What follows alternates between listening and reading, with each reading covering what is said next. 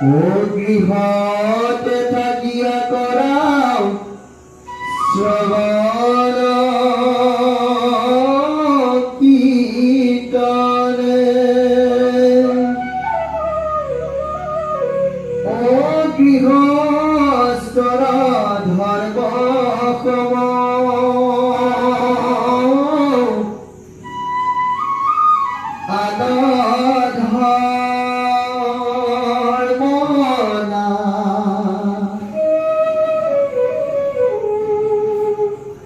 নিয়মে সংযমে মাত্ৰ থাকিবা সদায়।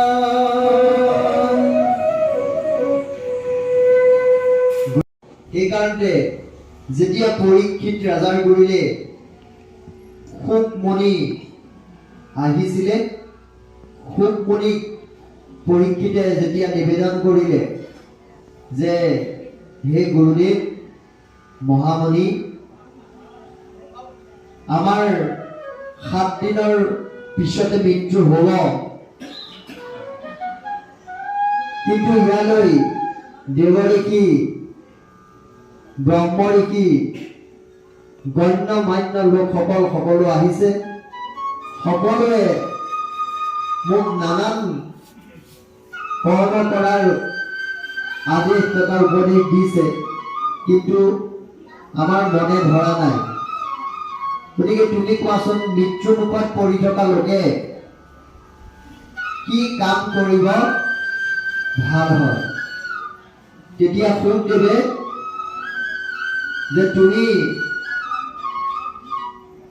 বাক্যামৃত গ্ৰহণ কৰিব লাগিব। সেই বাক্যামৃত আমি আনিছো।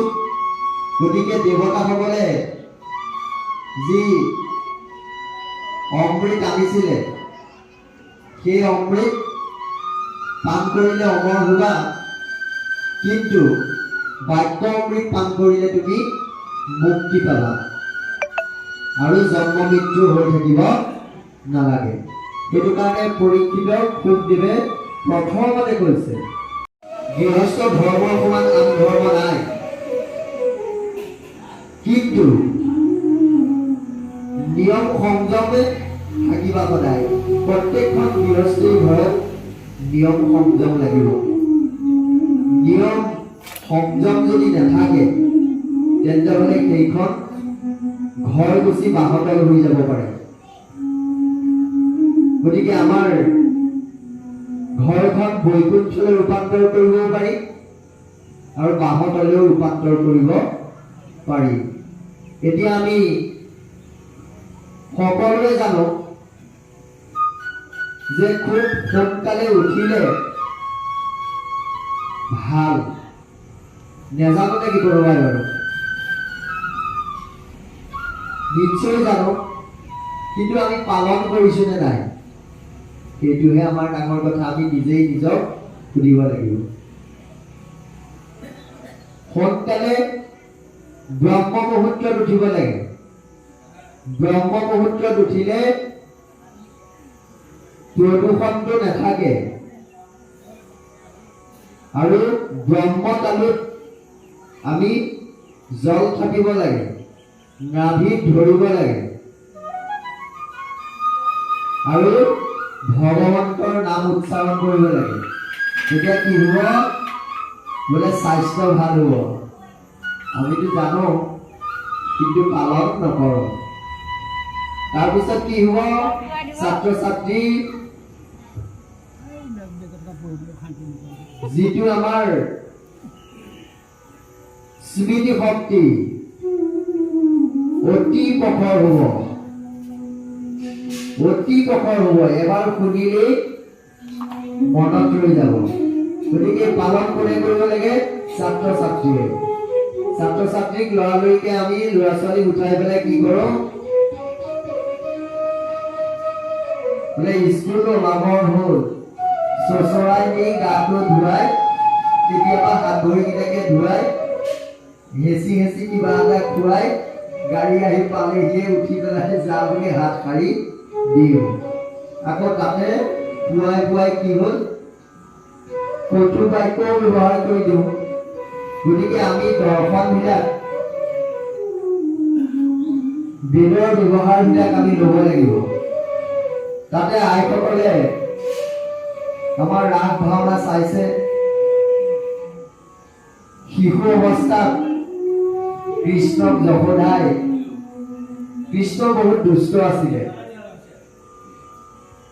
কিন্তু যশোদাই তথাপিতো কৃষ্ণক কেনেকে জগাইছিলে, কেনেকে মাতিছিলে, কেনেকে মৰম কৰিছিলে, কেনেকে খুৱাইছিলে, এইখিনি দৰ্শন, সেই দৰ্শনখিনি লৈ আমি আমাৰ নিজৰ নিজৰ গৃহস্থী ঘৰত আমাৰ ল'ৰা ছোৱালীকো সেই দৰ্শনেৰে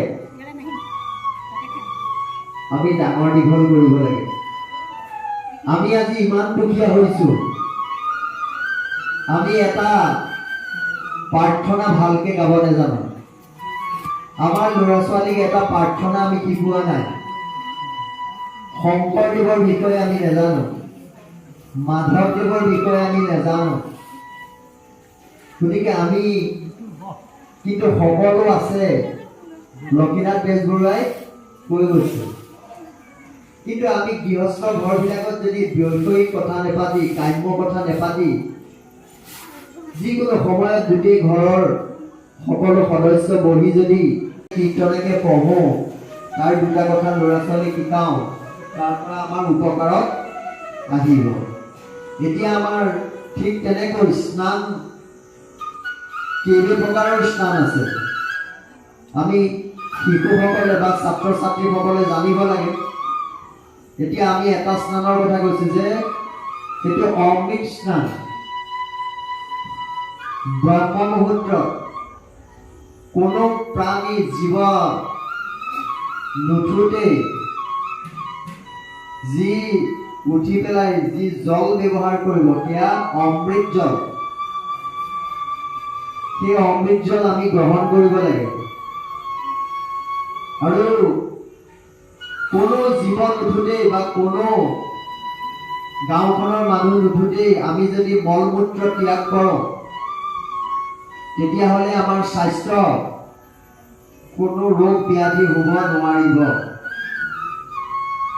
আৰু তাৰপিছতে বোলে সূৰ্য স্নান, সূৰ্য ওলোৱাৰ পিছত স্নান কৰিলে সেয়া সূৰ্য স্নান। তাৰ পিছত ৰক্ত স্নান, মানে তেজ গৰম হ'লেই আৰু তাৰপিছতে কি হয়, পানী ঢালি গা ধুলে এয়া ৰক্ত স্নানহে হয়। গতিকে এনেধৰণে 7 প্ৰকাৰৰ স্নান আছে, যিটো 3টা আমাৰ মুখ্যত স্নান। ছাত্ৰ ছাত্ৰীসকলে সদায় খুব সোনকালে উঠি স্নান কৰি পেলাই পঢ়া শুনা কৰিব লাগে। স্মৃতি শক্তি বাঢ়িব, পঢ়া শুনা ভাল হ'ব, মনত থাকিব। আৰু আমি জ্যেষ্ঠসকলে যদি গৰহিত কৰ্ম কৰোঁ, তেন্তে আমাৰ শিশুসকলে, কনিষ্ঠসকলে তাকে পৰম ধৰ্ম বুলি পালন কৰিবলৈ বিচাৰিব। সেইটো কাৰণে আমাৰ জাতীয় সাজ আমাৰ ল'ৰা ছোৱালীক আজিকালি পিন্ধাব নোৱাৰে। জাতীয় সাজটো পিন্ধিবলৈ লাজ কৰে। আৰু ঘৰখনত যদি কাকা আছে, কাকাই যদি পুৱা উঠি মুখত বিড়ি বা চিগাৰেট এটা জ্বলাই পেলাই আগফালে বাৰান্দাত বহি থাকে, সৰু সৰু নাতিনীকেইটাই দেখি পেলাই সেইটো অভ্যাস ফলে পৰিণত হৈ সেইটো ধৰ্ম বুলি ভাবিব যে শুৱাৰ পৰা উঠিয়ে কি কৰিব লাগে, এটা বিড়ি বা চিগাৰেট খাব লাগে। কাৰোবাৰ চাধা খোৱা অভ্যাস, কাৰোবাৰ বিড়ি চিগাৰেট খোৱা অভ্যাস। আজিকালি আকৌ ল'ৰা ছোৱালীয়ে এখন ভূত খানে কি কিবা পেকেট ওলাইছে খোৱা অভ্যাস। ৰাতি খোৱা পাতিটো খাই থাকে। গতিকে আমি সাৱধান হ'ব লাগিব ল'ৰা ছোৱালী থকা ঘৰখনত। জ্যেষ্ঠজনে কৰে যদি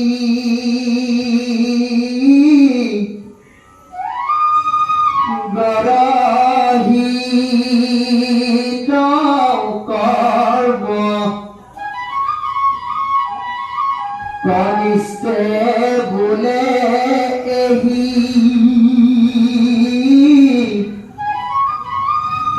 পৰম ধৰ্ম।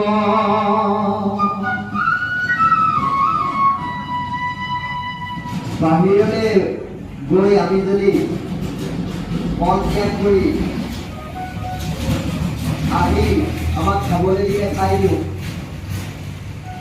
ঘৰত থকা কনিষ্ঠসকলে ভাবিব এনেকৈও পাৰি। পৰিষ্কাৰ ভ্ৰমণ সদাচাৰ আছে, খাদ্য সদাচাৰ আছে। এই সদাচাৰবিলাক আমি শিকাব লাগিব কনিষ্ঠসকলক। তেতিয়াহে আমি এই সংসাৰত পৰা মুক্তি ল'বলৈ ভগৱন্তই কৃপা কৰিব। আবে হেন কৰা মোৰ মূল ধৰা পিঠুৰাই ৰাজেশ্বৰ সুখত দুখত ইন্দ্ৰিয়ক যেনি পালা লোক নিৰন্তৰ। গতিকে আমি ইন্দ্ৰিয়ক দমন কৰিব লাগিব। ভগৱতৰ সংগত ভগৱন্তৰ গুঞ্জক কীৰ্তন কৰিলে আমি ভগৱন্তৰ ওচৰলৈ যোৱাৰ ৰাস্তাটো মুকলি হ'ব।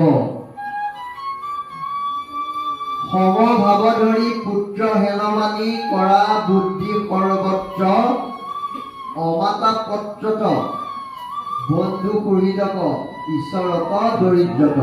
মানে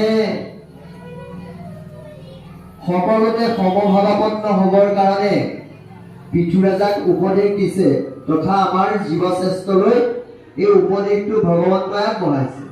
সকলোকে সমভাৱাপন্ন। আমাৰ যেনেকৈ আজি ইয়াত উচ্চ নিচ্চ জাত্য অভিমান ধনী দুখীয়া নাইকিয়া, কোনেও কাকো একো ধৰিব নোৱাৰো। যেনেকৈ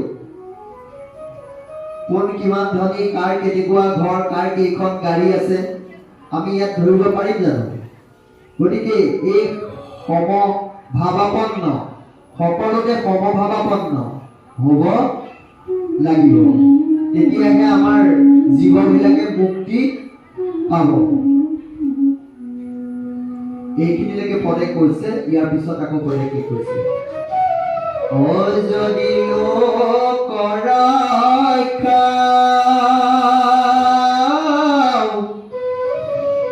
চাৰিয়া দিপতি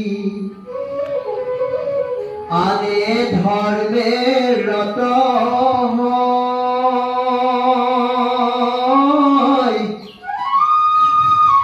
অলয়ে কৰচ ও সবে মায়াময় অশাস্ত্ৰ এহি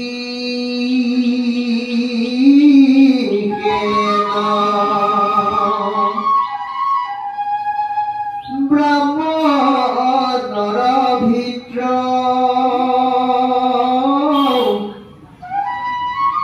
মানিয়া পুনাত ও পালিবা হাব সুধৰি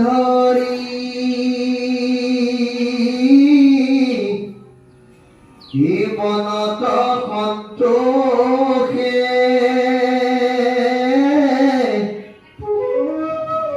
নিজ ধৰ্মযত ও থাকিবা সবে আচৰি।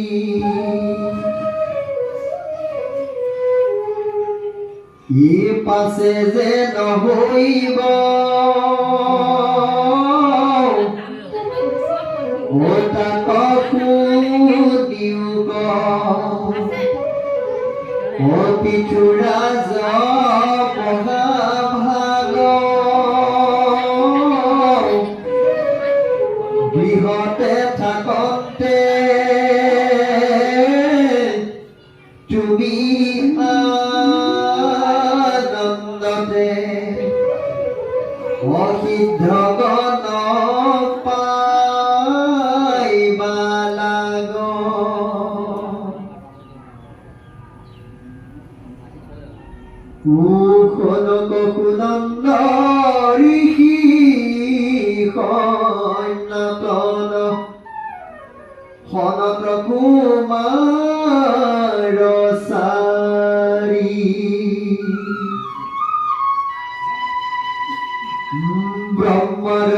হৃদয় শুদ্ধ ব্ৰহ্মময় ফুৰে শিশুৰূপ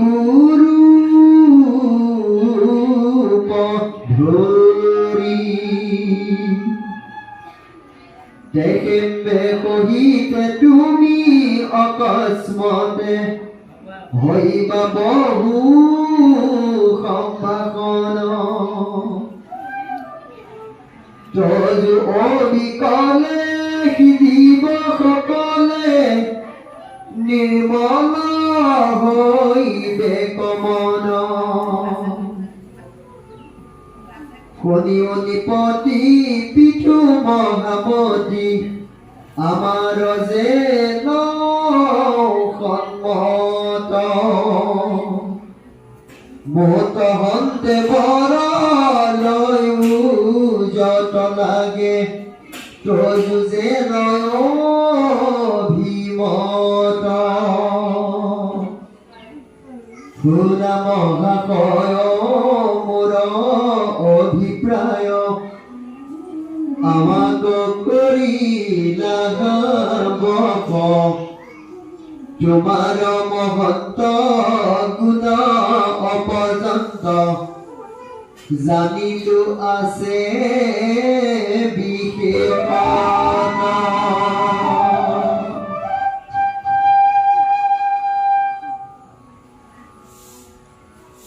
এতিয়া ব্ৰাহ্মণৰ ভিত্ত মানি আপোনাক পালিবাহা বসুন্ধৰি গতিকে ব্ৰহ্মজ্ঞান অৰ্থাৎ আমাক ঋগ্বেদৰ প্ৰথম শ্লোকটোতে কৈছে যে আমি জন্মগতভাৱে সকলো ক্ষুদ্ৰ জন্ম জায়ত্ৰীৰ শূদ্ৰ বুলি কৈছে মানে ক্ষুদ্ৰ মানে অজ্ঞানী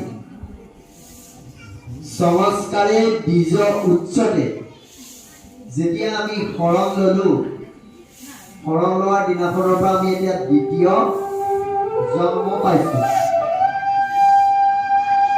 বেদ অভ্যাসে বিপ্ৰ অৰ্থাৎ এই বেদ পঢ়িবলৈ আমি যেতিয়া অভ্যাস কৰিছো সেইজনক বিপ্ৰ বুলি কৈছে আৰু ব্ৰহ্মক জানন্তে ইতি ব্ৰাহ্মণ গতিকে যেতিয়া আমি ব্ৰহ্মক গম পাই গলো জানিলো তেতিয়াৰ পৰা আমাৰ উপাধিটো হয় ব্ৰাহ্মণ ব্ৰহ্ম জ্ঞান আমি লভিব লাগিব সমস্ততে ব্ৰহ্মময় আমি দেখিব লাগিব সেইটো কাৰণে আমাৰ বৰগীতটো তেনেকৈ কথাটো কৈছে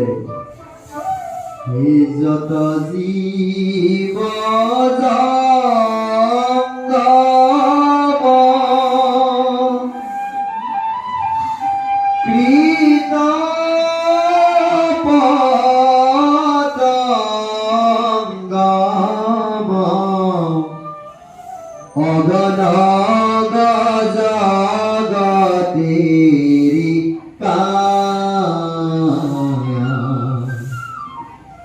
গতিকে যত জীৱ জংগম কীৰ্ত পতংগম অগণগ জগতেৰি কায়া গতিকে সমস্ততে ভগৱন্তৰ সমস্তৰে শৰীৰত হৃদয়ত আছে সেইটো কাৰণে ভগৱন্তক হৃদয়ানন্দ বুলিও কোৱা হয় আমি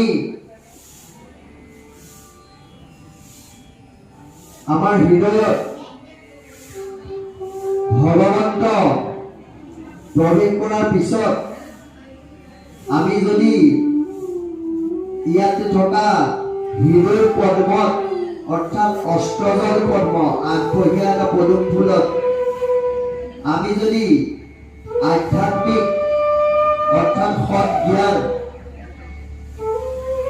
প্ৰৱেশ নকৰালো তেন্তে হলে তাত আমি যিখিনি লৈ আহিছিলো তাকে যদি থাকি গ'ল সেই তাত থকা সেই ভাৱেৰেই আমাৰ কামবিলাক বা কৰ্মবিলাক প্ৰতিপন্ন কৰা হ'ব গতিকে অষ্টদল পদ্মত আমি এই হৰি কথা সৎ জ্ঞান প্ৰৱেশ কৰাব লাগিব 31 বছৰৰ আগতেই গতিকে এই অষ্টদল পদ্মত আমি ৰাস্তাটো কিনি দিছে আমাক কলিযুগত এই কৰ্ণপথে ভকতৰ হিয়াই প্ৰৱেশি হৰি দুৰ্বাসনা হৰে সমস্তৰে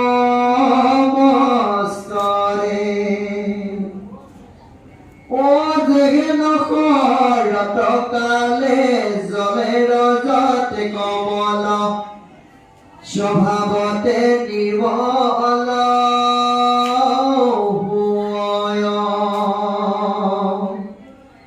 গতিকে আমি শ্ৰৱণটো 1 নম্বৰত সেইটো কাৰণে আছে আমি শ্ৰৱণ কৰি পেলাই কাণেদি হৰি কথাখিনি অষ্টজল পদ্মলে হৃদয়লে প্ৰৱেশ কৰাব লাগিব হৃদয়ত প্ৰৱেশ কৰালে আমাৰ যি কিবা বেয়া আছে কপটতা কুট ভগৱন্না এইখিনি বাজ হৈ যাব আৰু হৰি কথাৰে তাতে সমৃদ্ধ হ'ব হৰি কথাৰে সমৃদ্ধ হলে আমাৰ মুখেদি আমি বাস কৰাব পাৰিম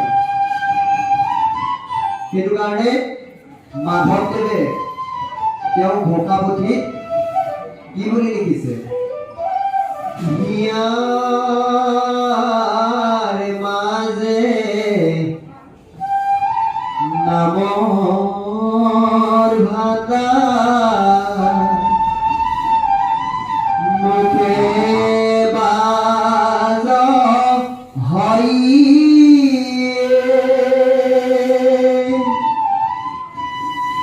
ৰাম নামে মৰণ আমাৰে পাপ কটকৰ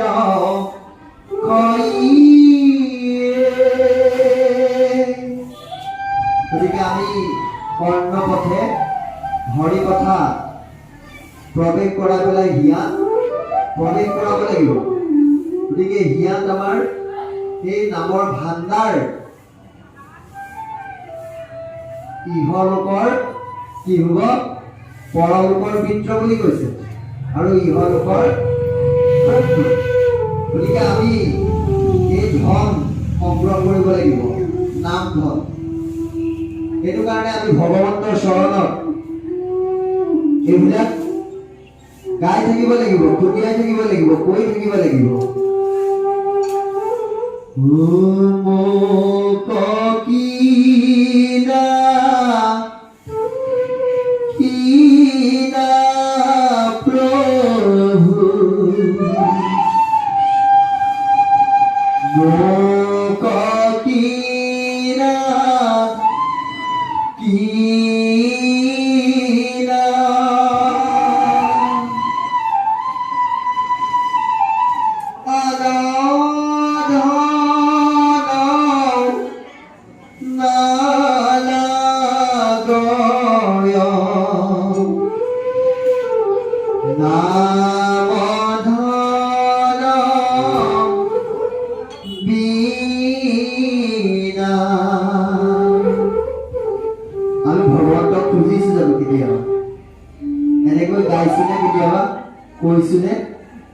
নাই কোৱা গতিকে আমি ভগৱন্তক খুন্দিয়াই থাকিব লাগে যেনেকৈ মাছকেইটা এই জালৰ ভৰিত খুন্দিয়াই থাকে মাছকেইটা জালত পেলাব নোৱাৰে আমিও ভগৱন্তৰ ভৰিত এই কথাৰে এনেধৰণে গাই সদায় যদি কৈ খুজি থাকো বা খুন্দিয়াই থাকো তেতিয়াহ'লে ভগৱন্তই আমাক দিবলৈ বাধ্য হৈ যাব সাৰ পাব ভাগ্য তেতিয়া আমাৰ ভাগ্য ফল খাব আৰু হিয়াত নামধন সংগ্ৰহ হ'ব হিয়াত নামধন সংগ্ৰহ হ'লে মুখেদি আমি বাস কৰাই থাকিব পাৰিম এই অভ্যাসবিলাক আমি কৰিব লাগিব এতিয়া আমি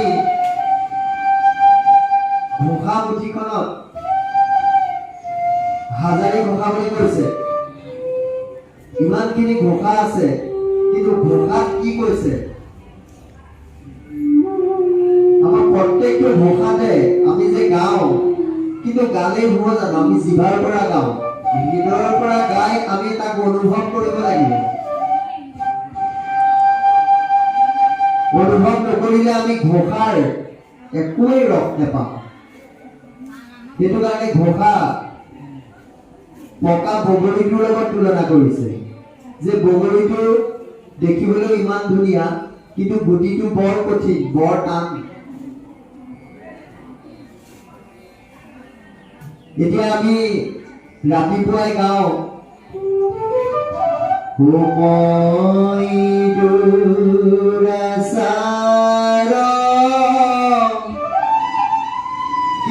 কিয়লে তোমাৰ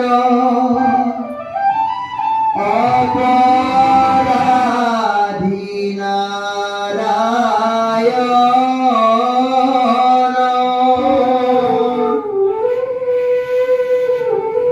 খমিয় কহৰি লয়োদাস কৰি প্ৰকীৰো হেৰা শৰণ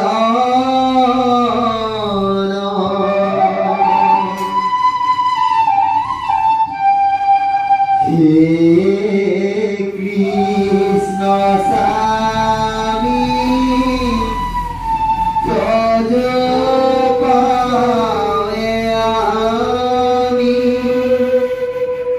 কেলে শৰণ চাও কৰা অনুগ্ৰহ মায়াৰ নিগ্ৰহ তেৰেকে প্ৰভুৱে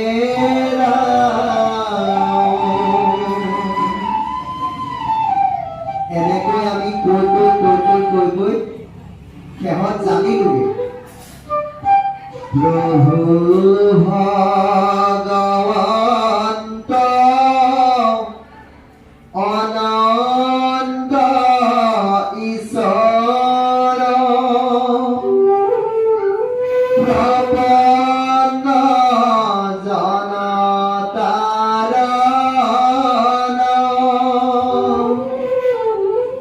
তুমি প্ৰিয়তম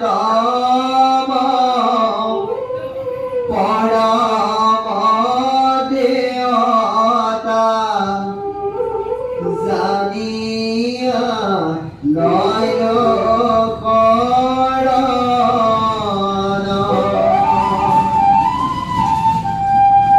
তুমি প্ৰিয়তম পৰম দেৱতা জানিয়া লয় শৰণ আমি নজনাকে শৰণ লৈ আছো নেকি বাৰু গতিকে নজনাকে যদি শৰণ লৈ আছো আমি ঘোষাটো এনেই সদায় গাই আছো প্ৰপন্ন মানে প্ৰপন্নজনক কাৰণ যিজন শৰণাগতক তুমি তোমাৰ চৰণত ৰক্ষা কৰিবা তুমি প্ৰিয়তম পৰম দেৱতা তুমি নতৰালে আৰু তৰাওতা নাইকিয়া এই ঘোষাবিলাকত অপৰাধ বিনাশন তজু নাম নাৰায়ণ জানি নামে প্ৰকৃত শৰণে আনগতি নাহিকে মৰণে অপৰাধী ক্ষমা কৰি তুমি দয়াশীল হৰি প্ৰত্যেকেই কৈছে মোকৰ ৰক্ষা কৰি ওচৰতে গতিকে ভক্তিটো সকলোৱে নিজে নিজে কৰিব লাগিব নিজে নিজে কৰিলেহে ভগৱন্তই কিবা কৰিব কোনেও কাকো ভক্তি কৰিবলৈ শিকাই দিব নোৱাৰে বা কাৰো ভক্তি কোনেও কৰি দিব নোৱাৰে গতিকে ঘোষা বৰ সুন্দৰকৈ নমো নমো নাৰায়ণ প্ৰসন্ন হয়ুক হৰি কৰিউক মায়াত নিৰ্যান আপোনাৰ মহিমা আপুনি পেকত কৰি জীৱক কৰা পৰিত্ৰাণ গতিকে ভকতে আশীৰ্বাদটো দি কালৈ পঠাই দিছে লক্ষাষ্টকত যে ভগৱন্তলৈ পঠাই দিছে যে জীৱবিলাকক তুমি পৰিত্ৰাণ কৰিবা কেনেকে যোনে যেনে ধৰণে যি ভাৱেৰে ভক্তি তোমাক কৰিছে সেই ভাৱেৰে পৰিত্যাগ কৰি দিবা কৃপাৰ সাগৰ দৈৱকী নন্দন পুৰিও মনৰ কাম ভকতৰ সংগ সদা নুগুচুক মুখে তুৰাদুলনা। গতিকে আমি এই কথাটো কৈছোনে নাই ভগৱন্তৰ ভকতৰ সংগ সদায় নুগুচু। তেতিয়া কি হ'ব বোলে মুখেৰে তোমাৰ গুণ নাম ল'ব পাৰি, তুৰাদুলা নাম তোমাৰ গুণ নাম। ভকতৰ সংগ পালেই আমি সদায় সংগ পাই থাকিলে সদায় গাই থাকিব পাৰিম, কৈ থাকিব পাৰিম বা শুনি থাকিব পাৰিম, নহয় জানো? গতিকে সেইখিনি আমি ভগৱন্তৰ এই কামনা, এইখিনি আমাৰ কামনা, গতিকে ভগৱন্তৰ চৰণত আমি অৰ্পণ কৰি দিব লাগিব। সেই অৰ্চন বন্দন হৈছেনে? নাজানো আবাহন নাজানো বিসৰ্জন পূজা মন্ত্ৰ নাজানো কিঞ্চিত এতেকে পৰমেশ্বৰ দাস ভৰিলো চৰণ মোৰ গতি কাঢ়িবি উচিত। এতিয়া মাকক পঠিয়াই দিলে তেল চাকি পইচা দি পেলাই বোলে আমাৰ আৰু গোটেই ঘৰখনৰ হৈ চাকি এগছ জ্বলাই পইচাটো দি পেলাই সেৱা এটা কৰি আহিবি তই আৰু প্ৰাৰ্থনা এটা গাই। মাকে আৰু ফুলাকি ফুলাকি লৈ আহি পেলাই নামঘৰত গালেহি গৈ বোলে মোৰ গতি কাঢ়িবি উচিত, আমাৰ গতি কাঢ়িবি উচিত বুলি ক'বলৈ সাহস নহ'লে।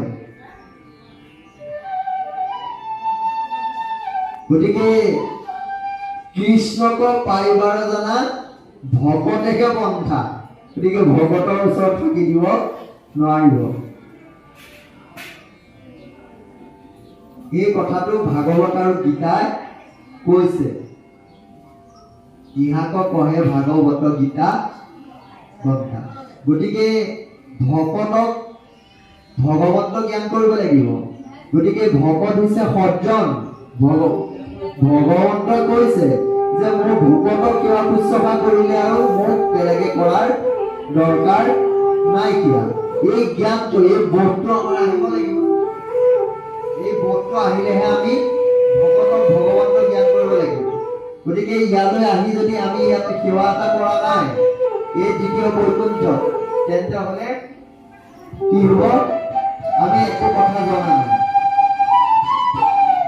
গতিকে ইয়াতে এই ভগৱন্তৰ পাৰিষদ স্বৰূপ নৰমূৰ্তি ধৰি পেলাই ভকতসকল বহি আছে। ইয়ালৈ আহিলে এই বৈকুণ্ঠ বুলি আমি ইয়াত সেৱা ধৰিব লাগিব। তেতিয়া কি হয়? মহাপুণ্য হয়। দান্তে তৃণত তুলি ধৰ।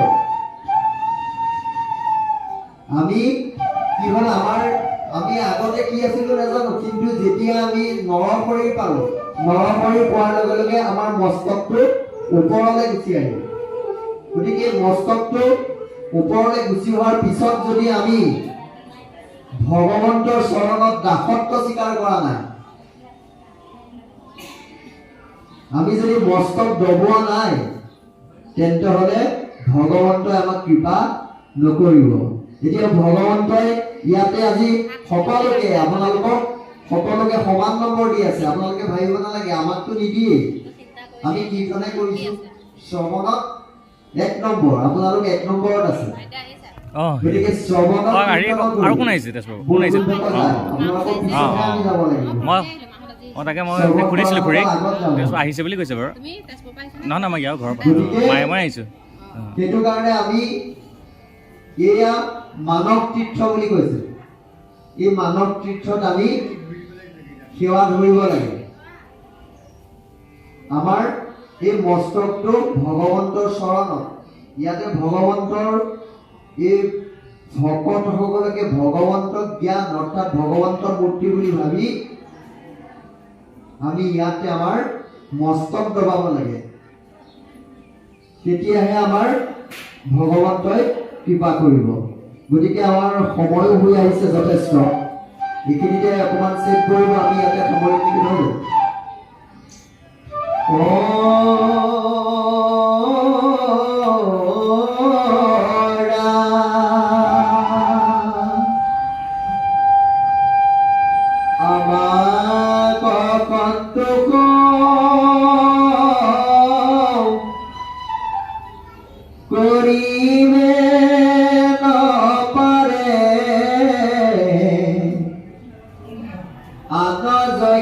তপে ব্ৰতে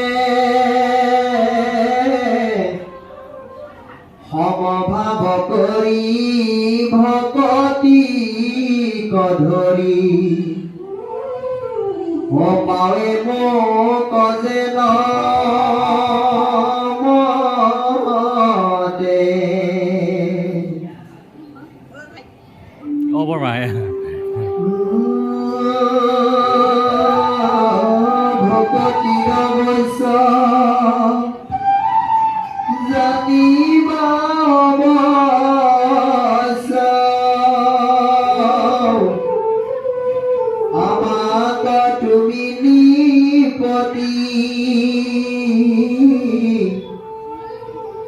হে নজানি আমি চিত্ত স্থিৰ কৰি অধৰি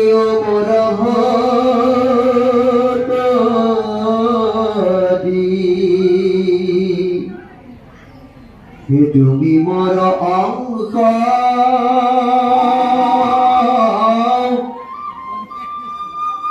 জানা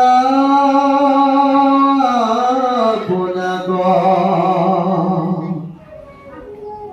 অনাহিকে কিছু অন্তৰ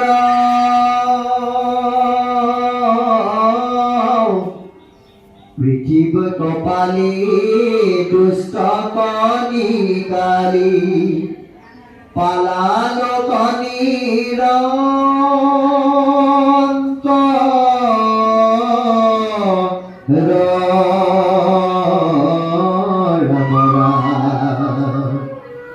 হৰি ৰাম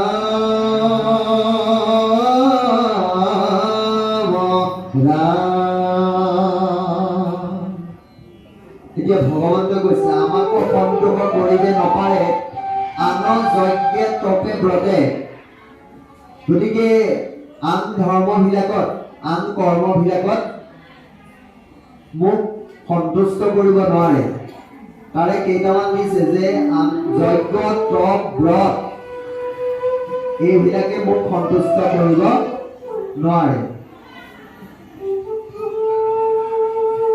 গতিকে আমি একমাত্ৰ হৰি চৰণত শৰণ লৈ হৰি ভকতৰ মেলত হৰি শ্ৰৱণ কীৰ্তন কৰিলে ভগৱন্ত সন্তুষ্ট হয় বুলি কৈছে সমভাৱ কৰি ভকতিক ধৰি পাৱে মোক জনমতে গতিকে সকলোতে সমভাৱপন্ন হৈ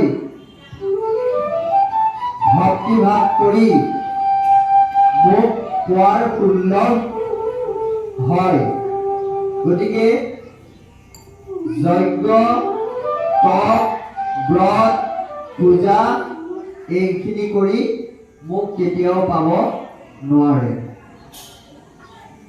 আন ধৰ্মে তন্ত্ৰে মন্ত্ৰে বহু ছিদ্ৰ হয় ভাগৱত ধৰ্মে নাহি ইষব হয় গতিকে আন ধৰ্মবিলাকত বহুত ভয় আছে যদিও ভাগৱত ধৰ্মত কিন্তু একো ভয় নাই ৰাম হেন জানি আবে চিত্ত স্থিৰ কৰি ধৰিও মোৰ ভকতি গতিকে আমাৰ চিত্তটো স্থিৰ কৰি পেলাই মনটো ভগৱন্তৰ চৰণত লগাই পেলাই আমি ভগৱন্তক ভক্তি কৰিলে ভগৱন্ত সন্তুষ্ট হয় গতিকে আমাৰ মনৰে চাৰিটা পৰ্যায় আছে ভাগ মন বুদ্ধি অহংকাৰ চিত বুলি কৈছে গতিকে মন আকৌ কাক কৈছে আমি বহু কাৰ্য কৰিবা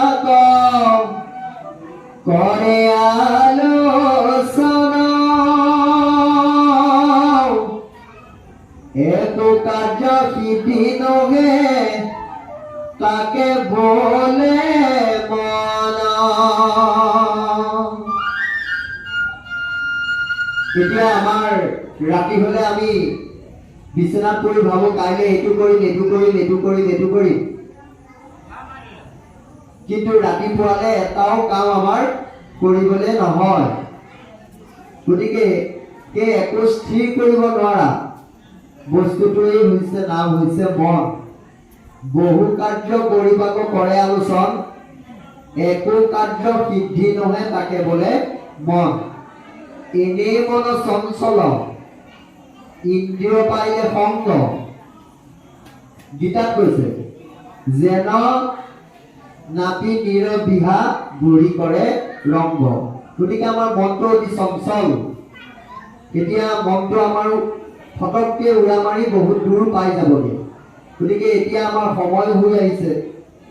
গতিকে আমাৰ মনটো কৰবালৈ গৈ আছে যে সময় ঢেৰ হ'ল, মাহ প্ৰসাদো আছে, বৰ প্ৰসাদো আছে। গতিকে সন্ধিয়া লাগিবগৈ, বতৰ বেয়া হৈ আহিছে। বাপে যখন মাইকটো পাই নেৰায়ে গ'ল। গতিকে আমিও নাও আৰু ঘাটলে লগাবৰ হৈছে। তুমি মোৰ অংশ জানা আপোনাক নাহিকে কিছু অন্তৰ, পৃথিৱীক পালি দুষ্টক নিকালি পালা লোক নিৰন্তৰ। আমি যত জীৱ তোমাৰ পালিত,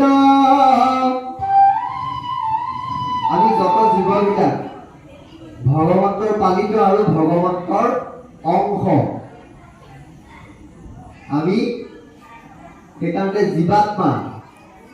গতিকে আমি ভগৱন্তৰ অংশ হৈ পেলাই পৰমাত্মাৰ পৰা অংশ, পৰমাত্মাৰ অংশ কাৰণে আমাক কি অংশ অৱতাৰ বুলি কৈছে ইয়াত জীৱাত্মা। গতিকে আমি ক'ৰ পৰা আহিছো? পৰমাত্মাৰ পৰা আহিছো। কি কৰিবলৈ আহিছো? ভগৱন্তৰ গুঞ্জন কীৰ্তন কৰিবলৈ আহিছো। তেন্তে হলে এতিয়া মই কোন? দেখাত শাৰীৰিকভাৱে আমাৰ বাপজন নাম এটা আছে নহয় জানো? কিন্তু আমি এইটো উলিয়াই দিব লাগিব আচলতে মই কোন? যে মই এটা আত্মা। মই ক'লে যাবগে লাগিব? বোলে য'ৰ পৰা আহিছো তালৈ যাবগে লাগিব। আমি মাত্ৰ 100টা বছৰৰ কাৰণে ইয়ালৈ আমাক ভগৱন্তই পঠাইছে। এতিয়া আমি 100টা বছৰৰ বঢ়াইও ল'ব পাৰো, কমাইও পেলাব পাৰো। সেই হাতটো আমাৰ নিজৰ নিজৰ হাতত দিছে। তাৰ দৰ্শন আমাৰ গুৰুজনাই দেখাই গৈছে, বা ভগৱন্ত যেতিয়া শ্ৰীকৃষ্ণ হৈ আহিছে তেতিয়াও দেখাই গৈছে, হয়নে? আৰু সৌ নাৰায়ণপুৰত জন্মগ্ৰহণ কৰা বাদুলি এটাই 140 বছৰ জীয়াই আছে। গতিকে আমি 100 বছৰ বঢ়াই ল'লেও ভগৱন্তৰ আপত্তি নাই, কমাই পেলালেও ভগৱন্তৰ আপত্তি নাই। গতিকে আমি কমাই পেলাইছো, বঢ়াইটো ল'ব নোৱাৰোৱেই। গতিকে আমি সেইটো কাৰণে এই কথাকেইটা আমি সেহান্তৰত জানিব লাগিব। তাকে এতিয়া ভগৱন্তই কৈছে, ভগৱন্ত 24 বাৰ এই ধৰাধামলৈ আহিছে। গতিকে পৃথু ভগৱন্তৰ অংশ অৱতাৰ লৈছে, শ্ৰীমন্ত শংকৰেও অংশ অৱতাৰ লৈছে, আৰু বিভিন্ন সময়ত যেনেকে পঞ্চম স্কন্ধত আকৌ আপোনাৰ ঋষভে লৈছে, আকৌ তৃতীয় স্কন্ধত কপিলে লৈছে। এনেকে 24 বাৰ বিভিন্ন সময়ত বিভিন্ন ৰূপত এই পৃথিৱীলৈ ভগৱন্ত আহি দুষ্টক দমন, শান্তক পালন কৰিছিলে। সেই কথাটোকে কৈছে, তুমি মোৰ অংশ জানা আপোনাক নাহিকে কিছু অন্তৰ। গতিকে আমি সকলোৱে পৰমাত্মা ভগৱন্তৰ অংশ বুলি আমি ভাবিব লাগিব। আৰু সেইটো কাৰণে আমি এটা এটা আত্মা, আমি সেই আত্মাৰ পৰমাত্মাৰ গুঞ্জক কীৰ্তন কৰিব লাগিব, আৰু আকৌ য'ৰ পৰা আহিছো তালৈ গুচি যাবগে লাগিব। সেইটো কাৰণে আমি সৎ কৰ্ম কৰিব লাগিব, ভগৱন্তৰ গুঞ্জক কীৰ্তন কৰিব লাগিব। গতিকে আমি এই আত্মাবিলাক, জীৱাত্মাবিলাক আকৌ পৰমাত্মাত বিলীন হৈ যাব পৰাটোকে আমাক ৰাস্তাটো ইয়াতে দেখাই আছে। তাতে আকৌ 5 প্ৰকাৰৰ মুক্তিও দেখুৱাইছে। সালোক্য, সাৰোপ্য, সাজুৰ্য, পাণ বা নিৰ্বাণ। এনেকৈ 5টা মুক্তি, কিন্তু মুক্তিকেইটা আমাৰ মানুহে বা ভকতে কেতিয়াও নিবিচাৰে। এই মূৰ্তিমন্ত হৈ পেলাই এই মুক্তিকেইটাই পিছে পিছে মুখ লোৱাকৈ দৌৰি ফুৰে। ভকতে কেতিয়াও মুক্তি বাঞ্ছা নকৰে, কিয়নো হয় গতিকে ভকতে মুক্তি বাঞ্ছা কিয় নকৰে?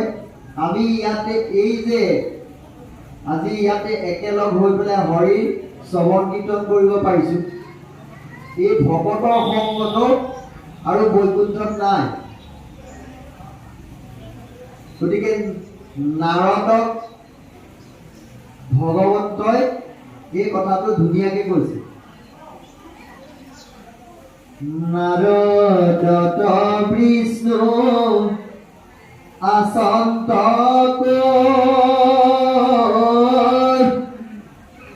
এ বৈকুণ্ঠত মই নাথাকোঁ।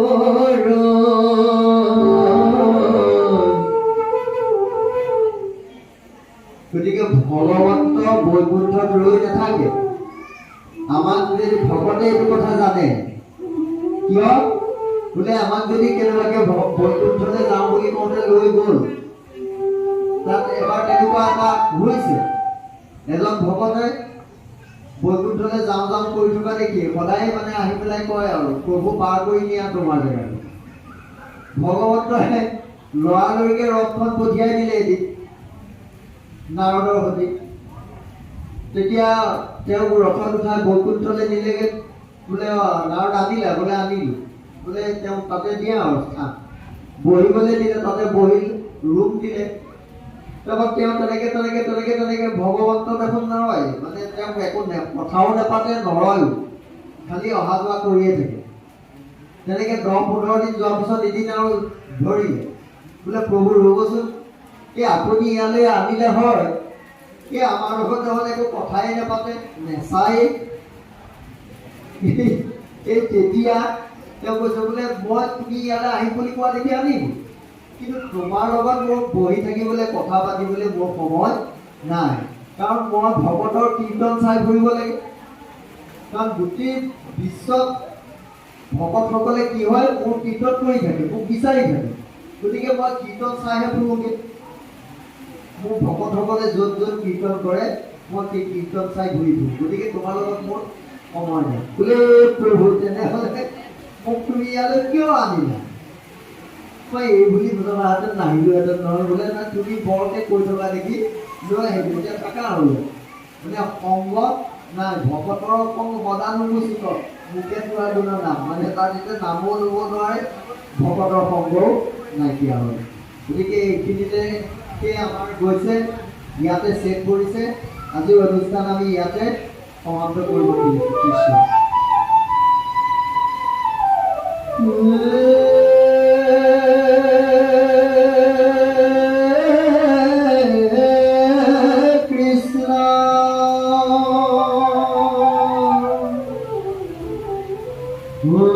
তুমি মোৰ অংশ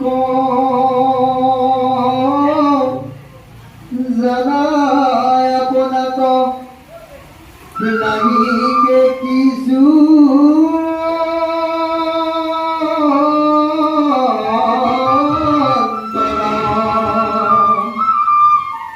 এ পৃথিৱী কপালী দুষ্ট কণিকালি হে পালালোক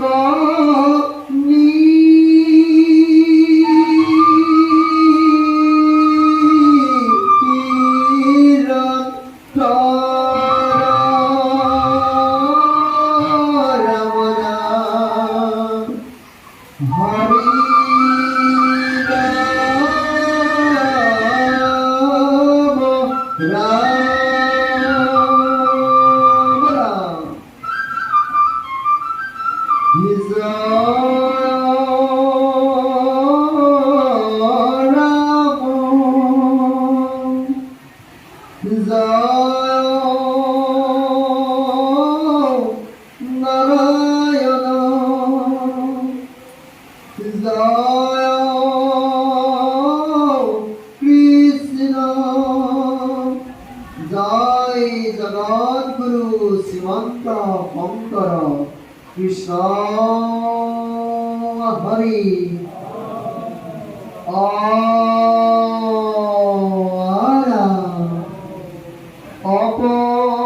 অপরাধ বিনাশন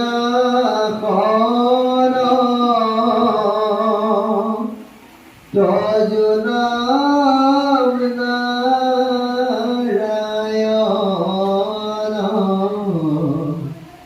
জানি নামে পকিল করণে আনাগতি নাহিকে মরণে অপরাধ ক্ষমা করি তুমি দয়াশীল হরি মকরক্ষা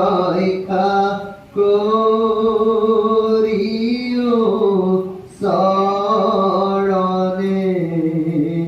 রাম মকরক্ষা করিও শরণে কৃষ্ণ হরি